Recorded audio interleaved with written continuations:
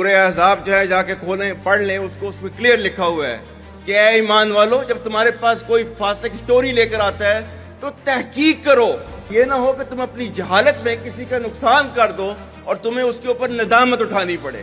This is your قرآن۔ کسی بھی ریاست کے لیے سب سے نازک لمحہ وہ ہوتا ہے جب سیکیورٹی فورسز انسانی جانوں کے تحفظ کے لیے کھڑی ہوں، مگر چند کم فہم حکمران پرسنل انٹرسٹ کی خاطر ریاستی پالیسیوں کے خلاف سفارہ ہو جائیں۔ 13 کا معاملہ بھی کچھ ایسا ہی ہے۔ جب امن دشمنوں کے خلاف عالمی اصولوں کو نظر انداز کر کے سیاست کی جائے تو نتیجہ انسانی تکلیف اور ریاستی بد اعتمادی کی صورت میں نکلتا ہے۔ وادی 13 میں آج جو کچھ ہو رہا ہے اس کے ذمہ دار وہی لوگ ہیں جنہوں نے اختیار کو امانت کی بجائے کاروبار بنا لیا۔ یہاں مسئلہ کسی انسانی بحران کا نہیں بلکہ ایک سیاسی اسکرپٹ کا ہے جو دانستہ تاخیر، بدنیتی اور ذاتی مفادات کے تحفظ کے لیے تحریر کیا گیا۔ خوارج کے خلاف کارروائی کو جان بوجھ کر متنازع بنایا گیا اور عوام کی تکلیف کو سیاسی ہتھیار کے طور پر استعمال کیا گیا۔ یہی وجہ ہے کہ آج ہر پاکستانی کے ذہن میں وہ سوالات جنم لے رہے ہیں جن سے خیبر پختونخوا کی صوبائی حکومت مسلسل بچتی رہی ہے۔ اگر 13 میں دہشت گردی کا خطرہ 8 ماہ قبل واضح ہو چکا تھا اور اگر قانون نافذ کرنے والے ادارے بار بار شہریوں کی محفوظ منتقلی کا مطالبہ کر رہے تھے تو پھر فیصلہ سردیوں تک کیوں روکا گیا؟ یہ تاخیر کسی سیکیورٹی مجبوری کا نتیجہ تھی یا کسی اور مفاد کا انتظار؟ کیا یہ محض اتفاق تھا کہ نقل مکانی اس وقت تک مؤخر رکھی گئی جب تک منشیات کی فصل کی کاشت، کٹائی اور فروخت مکمل نہ ہو گئی؟ اگر حکومت واقعی شہریوں کے تحفظ میں سنجیدہ تھی تو منشیات کی معیشت کو اتنا وقت اور تحفظ کیوں دیا گیا؟ 13 کے مشران اور عمائدین نے تمام فریقین، سرکاری افسران اور ایف سی کی موجودگی میں واضح طور پر فیصلہ کیا تھا کہ علاقے کو ٹارگٹ آپریشنز کے ذریعے کلیئر کرنے کے لیے آبادی کی عارضی نقل مکانی ناگزیر ہے، مگر اس متفقہ فیصلے کے باوجود خیبر پختونخوا حکومت نے دانستہ اور بدنیتی کے تحت عمل درآمد میں تاخیر کی۔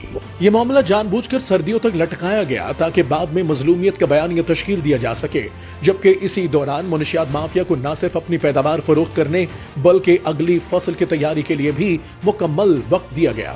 بالآخر 31 دسمبر 2025 کو خیبر پختونخوا حکومت نے آبادی کی عارضی نقل مکانی کی منظوری دی اور اس مقصد کے لیے 4 ارب روپے مختص کیے گئے۔ لوگوں کو 15 جنوری تک مقامی انتظامیہ اور صوبائی حکومت کی نگرانی میں علاقہ چھوڑنا تھا، مگر اس کے باوجود انتظامیہ نے دانستہ طور پر 13 کے داخلی و خارجی راستوں پر رجسٹریشن کاؤنٹر اور عملے کی نہایت کم تعداد تعینات کی، جس کے باعث شدید بدنظمی، طویل قطاریں اور عوامی مشکلات پیدا ہوئیں۔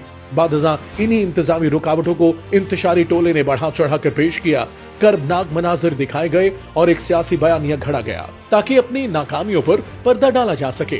حالانکہ یہ بات بالکل واضح ہے کہ عارضی طور پر بے گھر ہونے والے افراد کا مکمل انتظام صوبائی حکومت کی ذمہ داری تھا۔ رجسٹریشن، خوراک، صحت، معاوضہ اور لاجسٹک فوج کے دائرے اختیار میں شامل نہیں اور رجسٹریشن پوائنٹس پر فوج کا کوئی کردار نہیں تھا۔ اس کے باوجود صوبائی ناکامیوں کو فوج کی ناکامی بنا کر پیش کیا گیا۔ یہ تاخیر شہریوں کے تحفظ کے لیے نہیں بلکہ ذاتی مفادات، خصوصاً منشیات کی معیشت کے تحفظ کے لیے کی گئی۔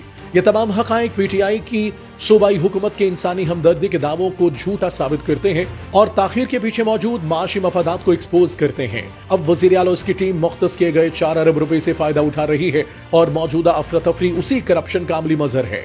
آبادی کی عارضی منتقلی کا اصل مقصد کولیٹرل ڈیمیج کو کم سے کم کرنا اور انٹیلیجنس پر مبنی مؤثر آپریشنز کو ممکن بنانا تھا۔